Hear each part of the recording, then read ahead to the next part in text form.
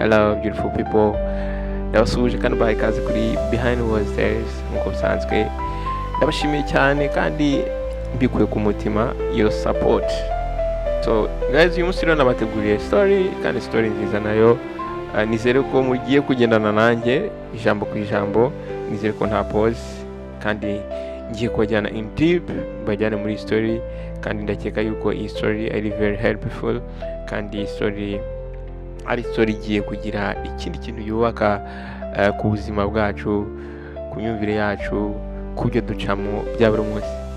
Thank you very much guys for choosing Behind Walls Series. I love you so much. Let's get started. Inshuti bavandimwe, reka ntangire iyi story mbabaza ikibazo. Ese wabyitwara mute cyangwa se wabifata ute uramutse usanze umuntu wita umukozi w'Imana, umuntu buri cyumweru wigisha kureka ibyaha, buri cyumweru wigisha kwizera Imana, aryamana n'umukuru wa korali? Question mark. Duhure muri comment section. Mbwira, ese wabyitwara mute? Ese wabifata gute? How can you feel? Reka nkubwire inkuru y'uyu mukobwa witwa Lizzy. Umukobwa mwiza cyane, umukobwa uri very respected. Uyu mukobwa yaje gushyingirwa n'umugabo wari umupasiteri, ndetse wari umupasiteri ukomeye cyane muri uyu mujyi. Uyu mukobwa buri cyumweru yahagararaga imbere y'imbaga arimo yigisha abantu ububi bwo guca inyuma uwo mwashakanye. Abagore baramwitegerezaga, abakobwa bakiri batoya bagikura bakibyiruka bifuzaga kuba nk'uyu mukobwa, ariko mu by'ukuri nta muntu wari uzi ibyo uyu mukobwa Lizzy yakoraga inyuma y'inkuta, inyuma y'imiryango. Reka rero tujye in deep nkubwire iyi nkuru y'uyu mukobwa iteye ite. Urusengero rw'uwo mugabo Pasiteri Emma ntabwo rwari urusengero rusanzwe, rwari urusengero runini kandi rufite abakristo benshi. Buri cyumweru urusengero rwaga rufite services 3. Ahangaha rwari rwa rusengero n'abapolitisi bamwe na bamwe bifuza kuba baza bagahagarara ku ruhimbi, ndetse rwari urusengero abakire batandukanye bifuza kuba baza gusengeramo. Ndetse uyu mugabo Pasiteri Emma yari wa mugabo buri mugore wese yifuza kuba yahingiranwa nawe. Umugabo yari muremure ndetse yari mwiza, ndetse umusore yahoraga aseka cyane. Uyu mugabo yarazi kwigisha cyane, abantu baramwizeraga cyane, ndetse abantu bakundaga kuvuga ngo uno mugabo Imana ivugana nawe directly, ndetse yakundaga umugore we cyane. Ndetse niyo yabaga ari kwigisha uyu mukobwa n'abagabo baramwumvaga kandi bakamukurikira. Uyu mukobwa yakundaga kwigisha ibintu bijyanye na mariage ndetse n'ukwizera. Umukobwa aratangira ati, nshuti bavandimwe, umudayimoni ahora ashakisha uburyo ashobora gusenya ingo zanyu. Akababwira ati, dayimoni azajya agenda yohereza ibigeragezo bitandukanye kugira ngo bibagushe mu cyaha, ndetse dayimoni ashobora no kohereza umugabo ufite amafaranga kugira ngo akugushe. Akababwira ati, rero mugomba gukomera ndetse mukaba maso. Abagore iyo bumvaga amagambo barashoutingaga bakavuga ati amen, barangiza bagakoma amashyi. Aba bagore bose baramwizeraga ndetse bizeye buri jambo ryose yababwiraga, ariko yaba bari babizi. Nuko hashize amezi 6 hari umusore witwa Uco waje kwinjira muri korali. Uyu musore afite imyaka 22 ndetse yarakiva muri university. Uyu musore yarimbaga neza cyane ndetse yarafite ijwi ryiza. Uyu musore yarimbaga, Pasiteri Emma yahagarikaga buri kimwe cyose akumva. Abakobwa bakiri bato hano mu rusengero wasangaga bari kumuvuga, ariko uyu musore uciye ari umusore uri hambo cyane. Mu by'ukuri uyu musore yaturukaga mu muryango uciriritse, ndetse mu rusengero ntiyumvaga ariho hantu h'ingenzi agomba kuba ari. Uyu musore rero yatangiye ari inyangamugayo. Cyumweru kimwe nyuma y'amasengesho, Lizzy yaje kumuhamagara amushyira ku ruhande, arambwira ati, buce ijwi ryawe ntabwo risanzwe. Ibwiye mubwiye ari kumusekera, arambwira ati, Imana yaguhaye impano idasanzwe. Umusore aramubwira ati, urakoze cyane ma. Buce yaramusubije, ndetse yamusubije areba hasi mu cyubahiro cyinshi nk'umugore wa pasiteri. Uyu mugore aramubwira ati, ndashaka kugufasha ukazamura impano yawe. Arambwira ati, wenda dushobora gukora private sessions tukajya tubona uburyo duhuramo, noneho nkabasha kukuzamura, nkabasha kugufasha ukazamura impano yawe. Arambwira ati, ariko tugomba kubikora njye nawe. Muri ako kanya uca umutima waramusimbutse, nuko atangiye kwibaza muri we ati, nigute nshobora kugira private sessions ndi kumwe n'umugore wa pasiteri? Ahangaha mu by'ukuri yumvaga arimo kumutesha icyubahiro. Nuko aramubwira ati, yego ma, aramushimira amuga ati ma urakoze. Ahangaha rero niho byose byatangiye. Bwa mbere bakora session ya mbere byari ibintu bisanzwe, hari kuwa kabiri baza guhurira mu nzu y'aba mupasiteri. Ahangaha mu by'ukuri pasiteri Emma ntiyari ahari, yari yagiye mu nama. Nuko Lizzie rero yaje kumwegera, atangiye kumubwira ngo agiye kumwereka tekinike, atangiye kumubwira ngo agiye kumwereka uburyo ashobora kujya ajya muri ritme neza, buri kimwe cyose cyari kimeze neza nta kibazo. Ahangaha noneho ubwo bari bageze kuri session ya kabiri iyo yari itandukanye, Lizzie yaramubwiye ati uce uri kwitwara neza cyane. Ahangaha aya magambo yamubwiye agenda amwegera cyane. Nuko aramubwira turabizi impano nk'iyo ngiyo ufite iba ikeneye support, iba ikeneye umuntu uyisapotinga. Aramubwira ati ukeneye icyo bita financial support, ukeneye support mu buryo bw'amafaranga. Nuko muri ako kanya uyu mugore yahise amuha envelope. Ahangaha muri envelope hari harimo 50 by'amanayira. Kanya uce kiboneye envelope yahise yumva atunguwe, yaramuha amafaranga menshi. Ahangaha mu by'ukuri uce aya mafaranga afite mu ntoki, papa we ntabwo yabashaga kuyakura mu mezi 3. Aramubwira ati ma ibi ngibi birarenze. Aramubwira ati oya ntabwo nayafata. Lizzie yahise afata urutoki rwe arushyira ku munwa we. Ufite amafaranga, genda ugure buri kimwe cyose, ugure icyo ushaka cyiza. Aramubwira ati uce ibi ngibi birabikwiriye. Kuri uwo munsi rero uce yavuye ngo yerekeza mu rugo, ariko yari very confused. Yatangiye kwibaza muri wese ni gute umugore wa pasiteri ama amafaranga angana gutya. Ko rero ubwo uce yaratekereje bashuti be uko byagenze, batangiye kumuseka ariko nabo bafite confusion. Baramubwira ati man uri umunyamahirwe. Ahangaha yari kumwe n'abashuti be, harimo witwaga Emeka. Batangira kumukubita mu mugongo baramubwira ati uri umunyamahirwe bro. Baramubwira ati umugore yaragukunze ntabwo uri kubibona. Nuko umusore aramubwira ati ariko niyo yankunda ariko ni umugore wa pasiteri. Nuko abasore baramubwira ati oya ateka amatwi, aba bagore b'abakire bakunda gukora ibi ngibi buri gihe. Baramubwira bati aba bagore b'abakire akenshi abagabo babo baba bari busy cyane, rero baba bakeneye umuntu wababa hafi akabakambaninga. Ko bagenzi baramubwira ati fata amafaranga mwana we enjoying. Bamubaza ati ufite ikihe kibazo, ufite ubwoba bw'iki? Undi mushuti witwa Chidi aramubwira ati meke ibyo ari kukubwira nibyo.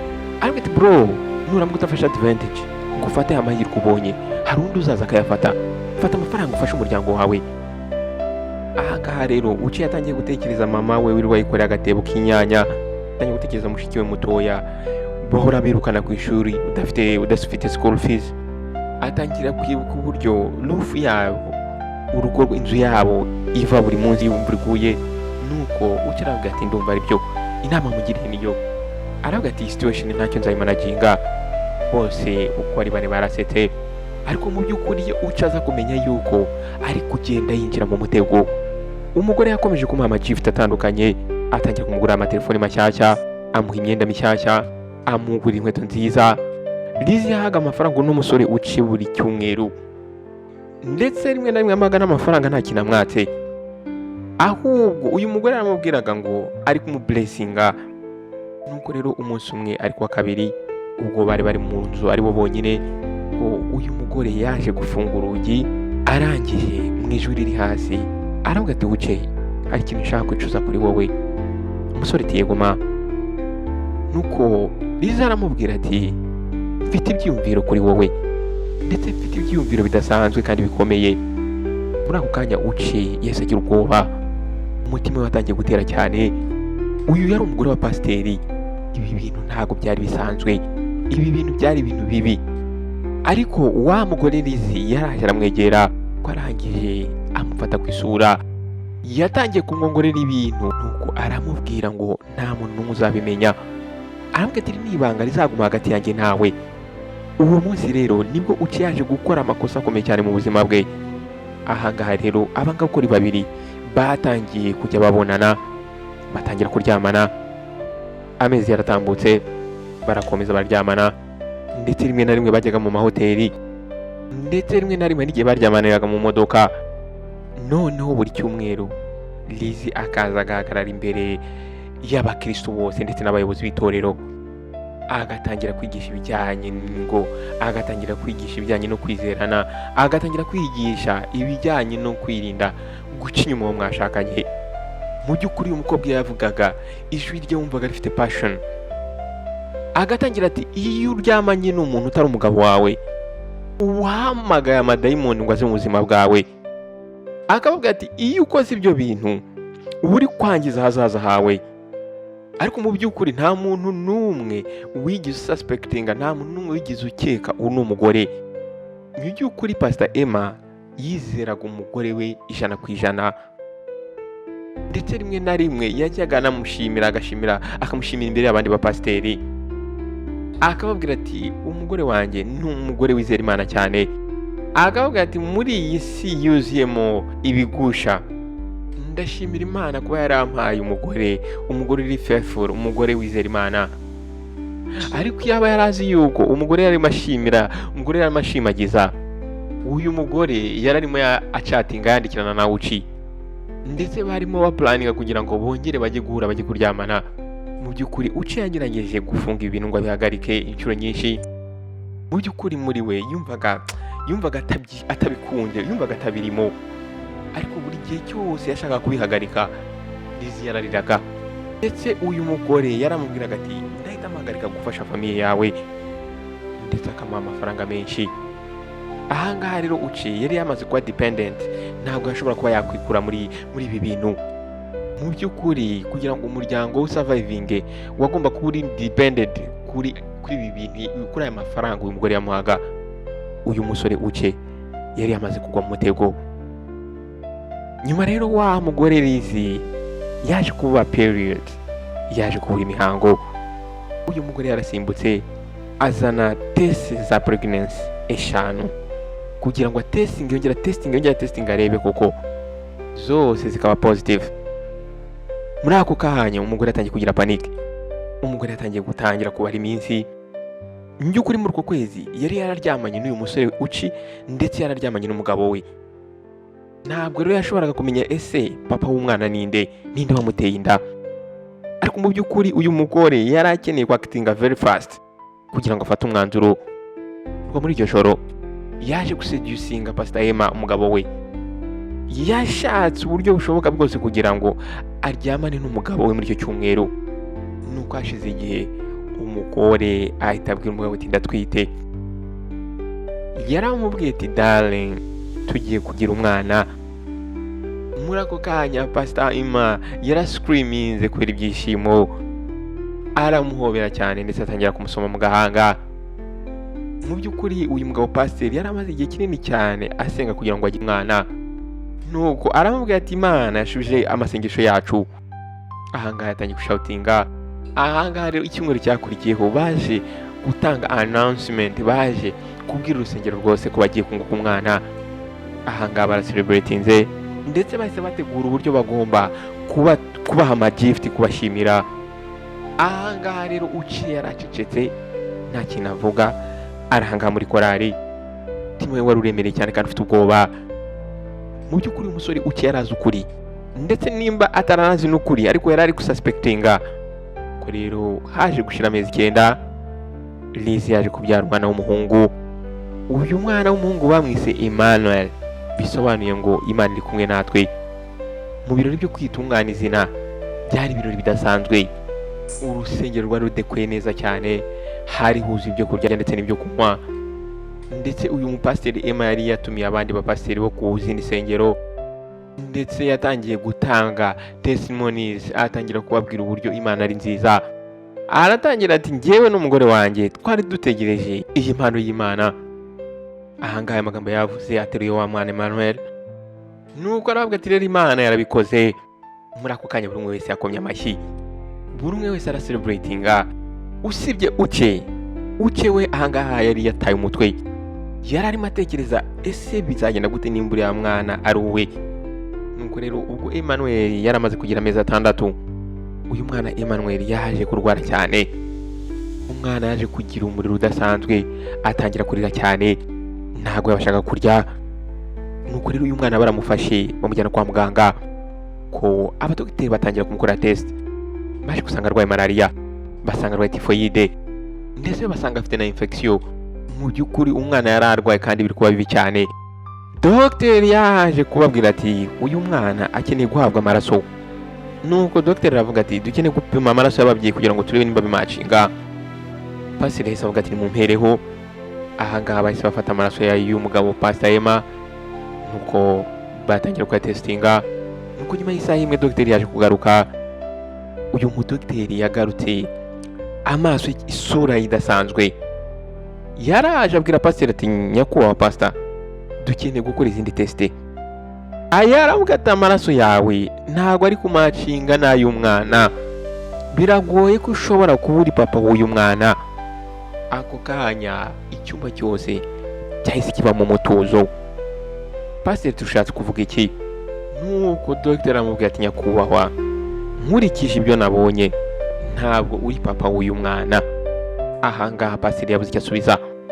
Pastor Emma yahise yuhura amaso yitegereza umugore we. Muri ako kanya isura ya Lizzie yatangiye guhinduka. Umugore yatangiye gutitira intoki. Pastor Emma mu ijwi rikonje cyane aramubaza ati Lizzie, ibi ni ibiki dogiteri ari kuvuga? Lizzie aramubwira ati ntabwo mbizi, ashobora kuba harimo amakosa. Dogiteri aramubwira ati ma nta makosa arimo. Aramubwira ati twatesitinze amaraso inshuro 3 zose, kandi ibyo turi kubona ntabwo ushobora kubeshya. Muri ako kanya Pastor Emma yahise asimbukira umugore bamufata amaboko, atangira kumubaza ati ninde papa w'uyu mwana? Muri ako kanya Lizzie yatangiye kurira. Ahangaha mu bitaro imbere y'abadogiteri ndetse n'abanazi, umugore yatangiye confessinga, atangira kwicuza. Umugore aramubwira ati papa w'umwana ni Uchi. Umugore yatangiye kumubwira buri kimwe cyose yakoranye na wa musore Uchi. Atangiye kumubwira ibyerekeranye n'uburyo yamubeshye, atangira kumubwira uburyo yamuteye inda.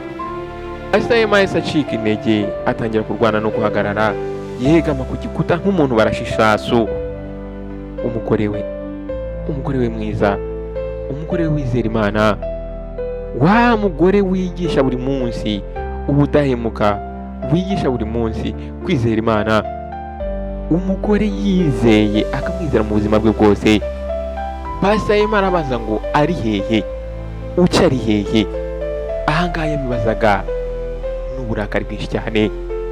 Aha rero murabizi amakuru ntagatinda, amakuru yahise yihuta cyane. Mu masaha make cyane urusengero rwose rwari rwamaze kumenya amakuru. Muri community ahantu hose amakuru yari yamaze kwagera. Abantu batangiye kuza hano mu rugo kwa pasiteri. Mu by'ukuri aya mahano yari yabaye, byari bigoye kugira ngo umuntu ayirengagize. Ahangaha rero Uche abashuti baje birukanka, baje kumureba, baje kumugira inama, baje kumuvurira. Baramubwira ati bro, ugomba kwirukanka, pasiteri Emma arimo aragushakisha cyane, barashaka kukwica Uche. Mu by'ukuri ntabwo Uche yashakaga yuko aya magambo bari buyamubwira inshuro 2. Uche yaje gufata akabage gatoya ashyiramo imyenda ye ndetse n'utudukima yari akeneye, afata amafaranga wa mugore yari yamuhaye yose. Muri iryo joro yahise afata bisi ajya mu ndi mujyi, yahise ahindura nimero ya telefone ndetse ahagarika kuvugana na famiye ndetse n'inshuti ze. Umuhungu yatangiye ubuzima bushya, atangira ubuzima bushya aho nta muntu n'umwe umuzi. Ariko mu by'ukuri ntabwo yashoboraga guhunga ibyo yakoze. Ahangaha rero ya mahano yari yabaye yaje kwangiza ministry, yaje kwangiza urusengero rw'uyu mupasiteri. Abakristo baje kuva aho ngaho muri urusengero, abantu benshi babaye disappointed ndetse abandi bari barakaye cyane.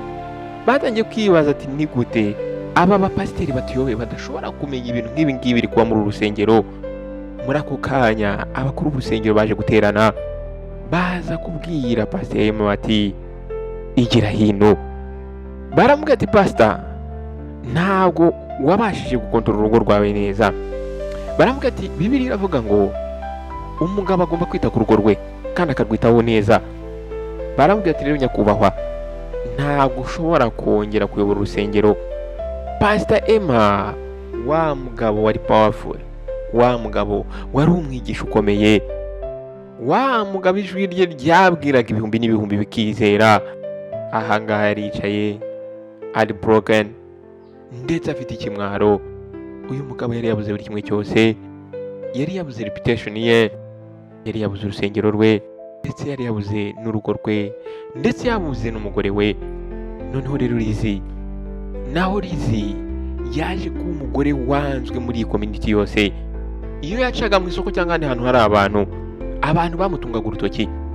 Babagore bahoze bamukunda, babagore bahoze bamushima, ubu ngubu niyo bamubonaga batangira kumumokinga, batangiye kujya bavuga ati nimumurebe, ariko mu by'ukuri hari ibindi byari bitaraza kandi bibi.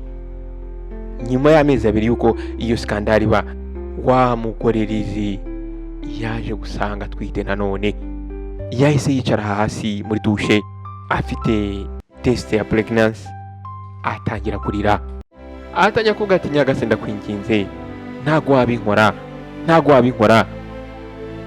Ahase noneho twakwibaza ngo noneho ninde wari papa w'uyu mwana? Uyu mugore yari yaryamanye na Uche ndetse yaryamanye n'umugabo we Pastor Emma, baryamana igihe kimwe. Noneho ubwo yarabwiye rero Pastor Emma ko atwite, Pastor yaramurebye arangira aramubwira ati mva imbere. Ahangaha rero amezi 9 yabaye nk'aho ari imyaka 9 kuri uyu mugore. Lizzy ahangaha noneho yararimo abiwabo, Pastor Emma yari yaramwirukanye ndetse Pastor Emma yari yaramaze kwaka divorce. Mu by'ukuri impapuro zari zaramaze kuba ready, bagomba gusinya gusa, ndetse buri wese yarategereje yuko uyu mugore atandukana na Pastor Emma.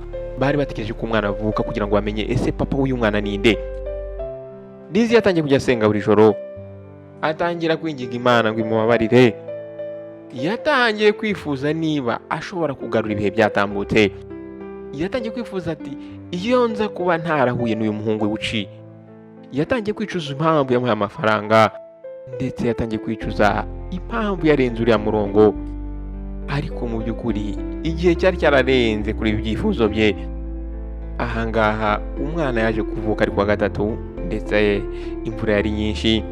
Umwana w'umuhungu kandi umeze neza muzima. Pastor Emma yaje ahangaha ku bitaro, ntabwo yaje kubera ko yabishakaga, ahubwo yashaka kumenya ukuri. Ahangaha cyagera bakoze DNA test, nuko nyuma y'iminsi 3 haje gusohoka ibisubizo. Pastor Emma ntabwo yari papa w'uyu mwana. Uno mwana yari umwana wa Uche. Abana babiri bose barabaho umuhungu Uche. Ubwo Pastor Emma yageraga ahangaha ku bitaro, bamweretse result, abona ibisubizo, arabisoma, arangije arahindukira agenda nta kintu na kimwe avuze. Ntabwo yongeye kurebana n'umugore we kundi. Aho ngaho nyuma y'uko kwezi bagomba guhita bakora divorce. Ahangaha rero Lizzy yaje gusigwa wenyine n'abana babiri. Abana b'abahungu babiri bari bagiye gukura bazi cyangwa se bumva yuko mama wabo ari we wangije ubuzima bwabo. Mu mezi 6 wa muhungu Uche yari ari muri Lagos, arimo gukora akazi k'ubushoferi, ndetse ahangaha yari yahinduye amazina. Ahangaha rero baje kumutegeka yuko agomba kwita ku bana. Yagombaga kwishyura buri kwezi, akishyura amafaranga yo gufasha aba bana. Mu by'ukuri ubuzima bwe bwari bubi, ndetse dreams ze zari zararangiye. Ariko mu by'ukuri igiciro gikomeye cyishyuwe n'abari abana babiri b'inzirakarengane, Emmanuel ndetse na murumuna we. Mu by'ukuri abana bari bagiye gukura bazi neza yuko bavutse biciye mu cyaha, bavutse muri skandali. Nuko nyuma y'imyaka 2 Pastor Emma yaje kongera ashaka undi mugore. Yaje gutangira akandi gasengero gatoya mu ndi mujyi. Ntabwo yongeye kuvuga ku byerekeranye n'umugore we wa mbere. Mu by'ukuri yabifashe nkaho iriya marriage yari yaragiranye n'uriya mugore itigeze ibaho. Ahangaha rero Lizzy yari arimo bamukumva gatoya cyane n'abahungu be babiri. Ba bagore yahoze yigisha, ubu ngubu nibo barimo bamumokinga bamuseka. Ahangaha rero nshuti bavandimwe, najya mumenye yuko uku nguku niko bigenda iyo wigisha ibintu ukaba utabasha kubikora, ahubwo ukaba ubyigisha ukabaho mu bundi buryo. Ahangaha rero muri uyu mujyi, iyi story y'uyu mukobwa Lizzy yabaye nk'isomo, ndetse no mu rusengero batangiye kujya babyigisha byerekeranye n'uyu mugore wabuze control, wabuze kwikontorora, akangiza ubuzima bwe ndetse akangiza n'ubuzima bw'abana be kubera kwirukana ibyifuzo bye byo kwishimisha. Batangira kwigisha bati muribuka wa mugore wigishaga ibyerekeranye no kubahana, ibyerekeranye no gukundana, ibyerekeranye no kudaca inyuma uwo mwashakanye, yarangiza we akangiza urugo rwe. Mu by'ukuri nshuti bavandimwe, amabanga amwe namwe ntabwo ushobora kuyahisha forever, ndetse jya umenya yuko amabanga warahishe iyo abashije kugaragara yangiza buri kimwe cyose. Iyi rero story nguhaye ni story y'uyu mugabo Pastor Emma, Lizzy ndetse n'uyu musore Uche. Mu by'ukuri uyu mukobwa Lizzy ku ruhande rumwe yagaragaraga neza, yari mwiza, yambaraga neza ndetse yari respected, ariko mu by'ukuri character yari afite ntago zamacingaga na appearance ye. Nshuti muvandimwe rero ugomba kumenya yuko reputation yawe ishobora kwangiza buri kimwe cyose mu buzima bwawe, ariko mu by'ukuri umenye yuko characters zawe zishobora kukugeza kuri hashoboka. Mu by'ukuri mariage ntabwo ari contract, ahubwo ni isezerano imbere y'Imana. Rero iyo uramutse wangije iryo sezerano uba wangije buri kimwe cyose, ndetse uba wangije ahazaza h'umuryango, ndetse uba wangije ukwizera. Nshuti bavandimwe, iyi story nabateguriye ntabwo nayiteguriye kugira ngo mbetatayininge, ahubwo iyi story nabateguriye ni nk'indorerwamo, ndetse ni nk'aho ari warning, ni ukukuburira, ni nko kugukangura. Mu by'ukuri hari abantu benshi cyane baba bafite ingo barashatse, ariko bagahura n'abandi bantu ku ruhande bakumva ko nta muntu uzabimenya cyangwa se nta muntu ubabona. Ndetse hari abasore n'inkumi usanga baba seduced, bagashukwa n'abandi bantu runaka, babaha amafaranga cyangwa se amagifuta atandukanye, bashukwa n'abagore b'abagabo cyangwa se n'abagabo b'abagore. Ndetse hari abakuru b'isengero nyinshi zitandukanye babaho mu buzima bubiri. Nshuti muvandimwe, ibyishimo ni ibintu biri temporary, ariko mu by'ukuri agahinda aguhoramo iteka ryose. Mu by'ukuri uyu mugore Lizzy yari afite buri kimwe cyose, ndetse yari afite umugabo umukunda, ndetse yari afite n'urusengero rukomeye cyane, ariko yaje gufata ibyo ngibyo byose arabijugunya kugira ngo yishimishe umwanya mutoya. Ariko ahangaha yicaye mu kumba gatoya k'akaparitema, buri umwe wese yaramutaye, arimo ararira abana babiri yabyaye muri scandal. Ese urumva ibyo ntari byo? Reka rero nshuti muvandimwe nsozi iyi nkuru nkubaza akabazo. Iyo uza kuba uri uyu musore uke, uyu mwana w'umukene wabashije guhabwa amafaranga, agahabwa impano zitandukanye n'uyu mugore, ese niki wari gukora gitandukanye? Ese ni muhe buryo, nize mbaraga wari kugira zo kuvuga ngo hoya? Ndashaka ujye muri comment section hano hasi unyandikire igisubizo cy'iki kibazo nkubajije. Ariko reka nkubaza kandi kabazo gatoya nanone, niye nama wagira umuntu w'umugore ufite imico nk'iyuriya mugore Lizzy? Jya hano muri komenti wandikemo iyo nama, wenda uwo muntu ashobora kuzahura nayo, nawe iyo nama ikamukangura. Ndagushimiye cyane wowe wabanye nanjye kuva ku itangiriro kugera ku iherezo ry'iyi nkuru. Iyi nkuru ndakwibutsa yuko ntabwo ari entertainment, iyi nkuru ni wake up call, iyi nkuru ni warning.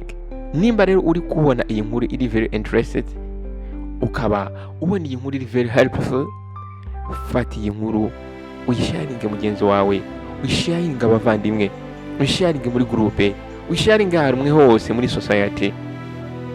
Nawe mushyashya ndakwakiriye, icyo wakora ni ugukanda subscribe ndetse ugakanda no kunzogera kugira ngo ujye ubasha kubona ubutumwa bugufi igihe cyose ushyizeho iyindi nkuru. Ndabashimira cyane, mukomeze kugira imyiteguro myiza, mukomeze gusoza umwaka mwiza. Nyagasani akomeze kubaha ubuzima buzira umuze, akomeze kubaha amahoro, kandi akomeze kurinda ingo zanyu. Mwakoze cyane, wita mu behind those stairs. Nawe utaha, ndabakunda cyane. Ciao ciao.